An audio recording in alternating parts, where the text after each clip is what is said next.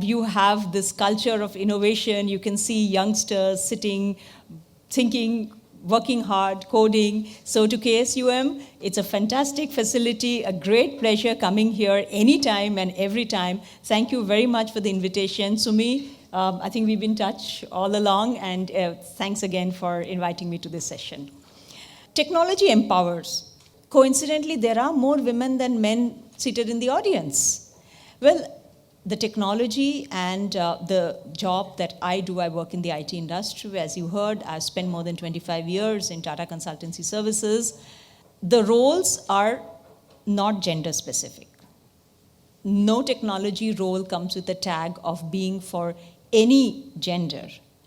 However, as users of technology, how has it empowered us? Maybe I'll share my experiences, and I would also love to hear from you. Well, the team that I work in works in the area of data and analytics.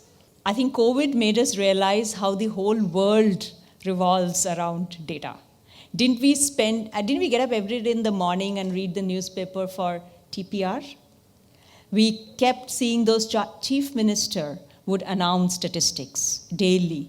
Well, hopefully the worst is behind us.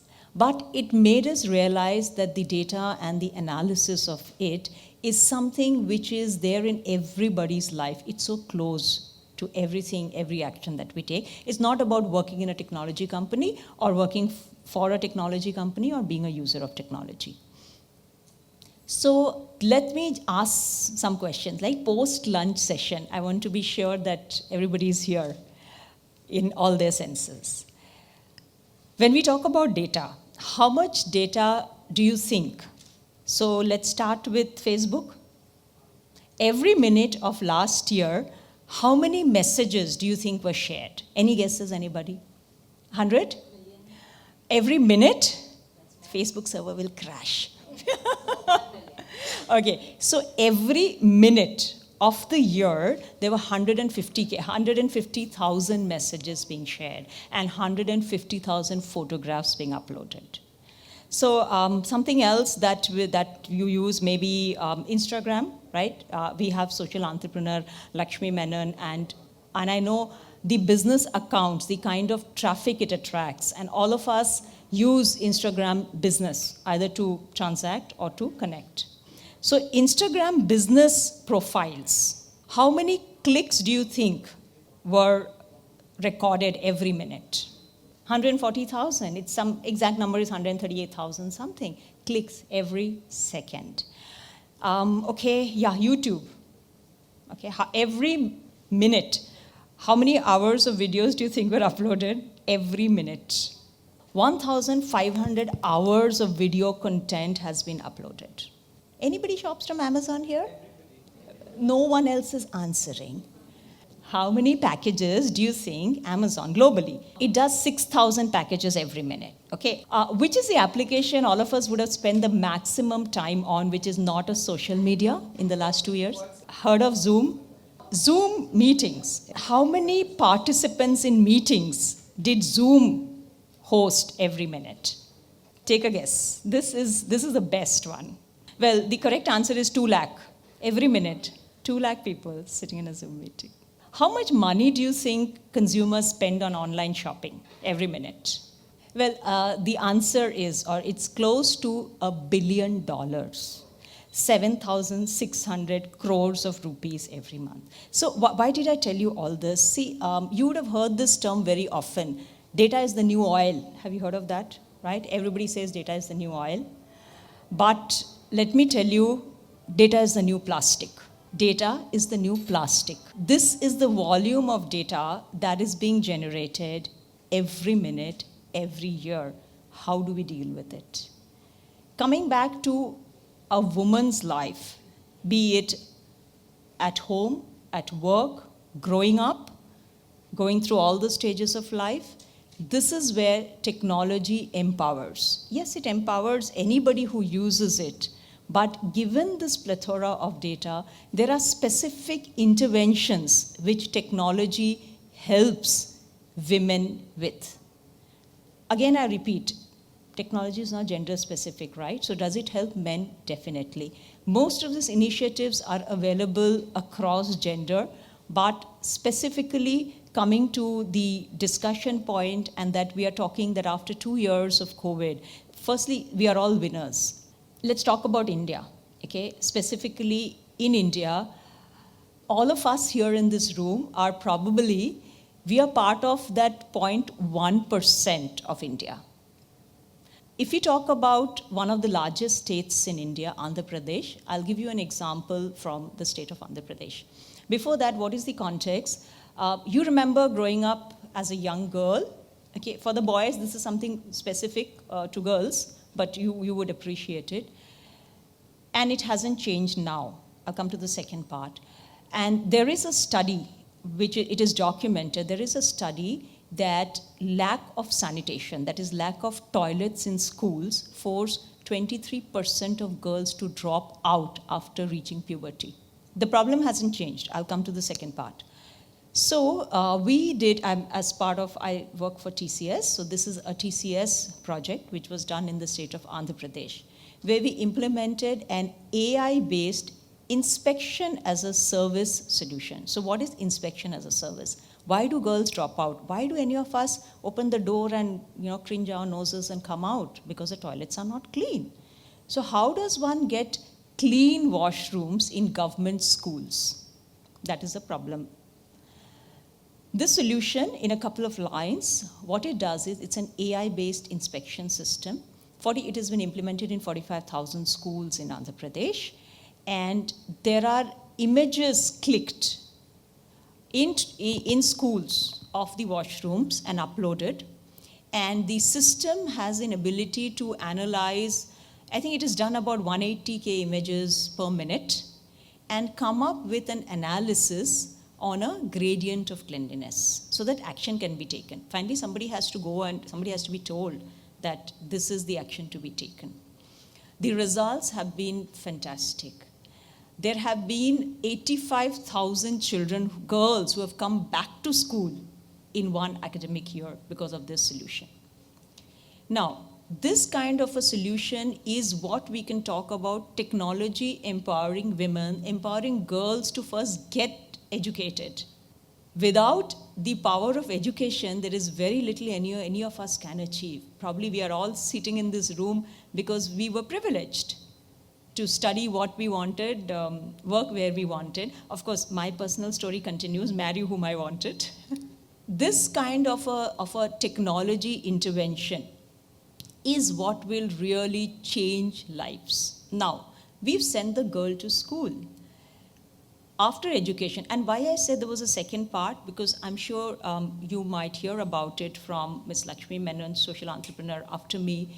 You know what, it's the same problem. I mean, I still travel for long distances, curtailing the water I drink because I'm not sure if I'm going to get a clean washroom. And there's a beautiful initiative which I'm working along with Lakshmi. I'm associated as part of the volunteering work that I do for Rotary, and it is called Toilets, which is about setting up a chain of clean, hygienic washroom for women travelers. Again, without technology intervention, it won't be possible. How else would you locate such a washroom and find your way to it?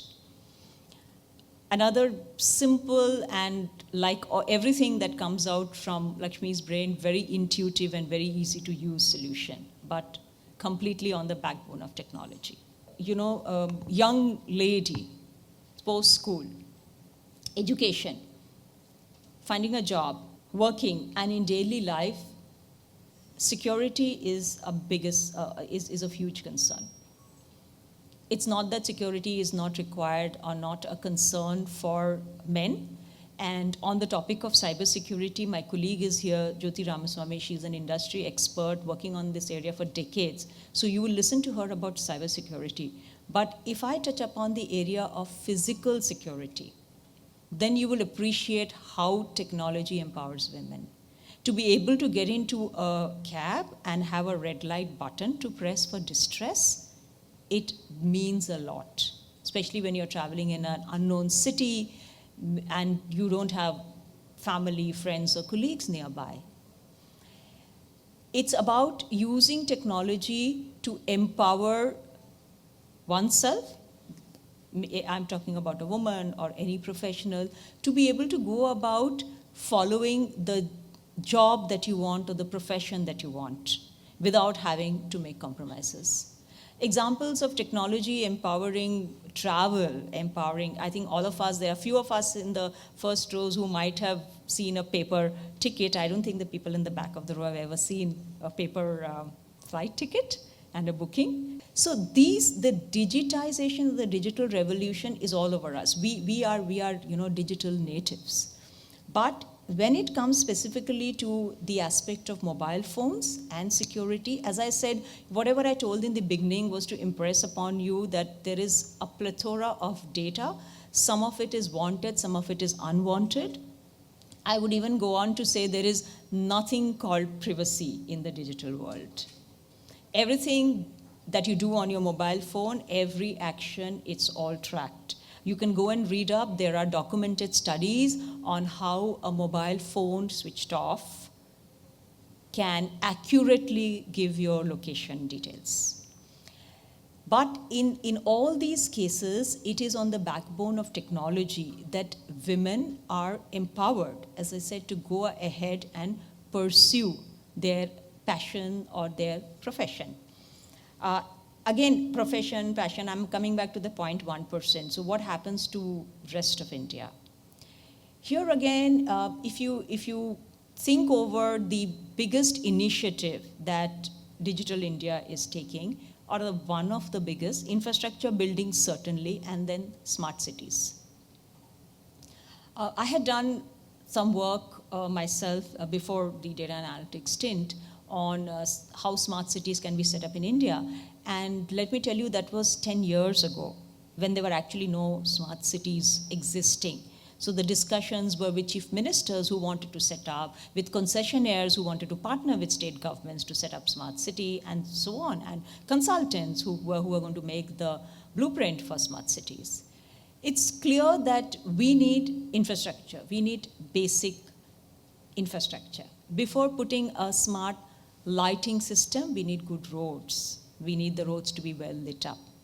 But if you think of the key aspect of smart city, especially for a woman, this I'm not talking of anybody sitting here.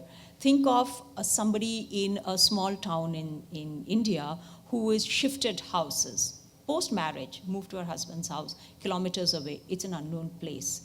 There, the digitization or the technology backbone in India, which gives you a digital identity, which tracks where you are living, which makes sure that you cannot get a gas connection without being linked to your digital identity.